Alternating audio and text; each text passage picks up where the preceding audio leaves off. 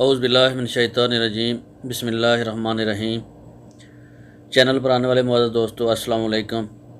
Corona کے 3000 سے زائد نئے کیسز کی تصدیق اور 39 افراد کی وفات۔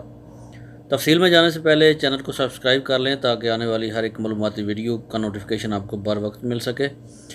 سعودی عرب میں گزشتہ 24 گھنٹے کے دوران کرونا وائرس کے مزید 3366 کیسز کی تصدیق ہوئی ہے۔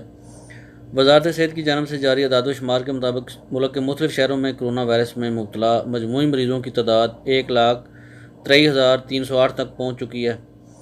سعودی عرب کے مختلف شہروں میں آج 1519 افراد صحت یاب بھی ہوئے ہیں۔ الحمدللہ اب تک اس وبائی مرض سے 82,548 افراد شفا یاب ہو چکے ہیں۔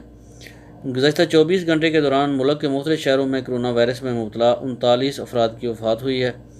مجموعی طور پر اب تک 932 افراد وفات پا چکے ہیں۔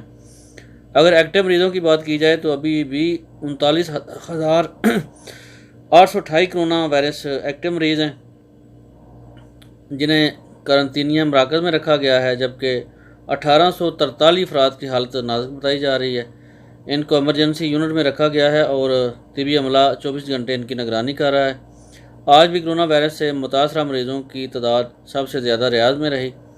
ریاض میں آج 1099، جدہ میں 527، مکہ مکرمہ میں 310، دمام میں 227، مدینہ منورہ میں 191، الخبر میں 163، قطیف میں 114، الحفوف 91، طائف میں 57، صفوہ میں 48، الجبیل میں 47، خفر البادل میں 35، المزامیہ میں 34، بریدہ 33، الحرج میں 27، ینبو میں 23، راس تنورہ میں 19، الدریہ 19، خمیس مشیط 17، زہران 16، نجران 16، بیشہ 14، زرمہ 13، علیون 12، سریبان 10، الخرمہ 10، بقیق 10۔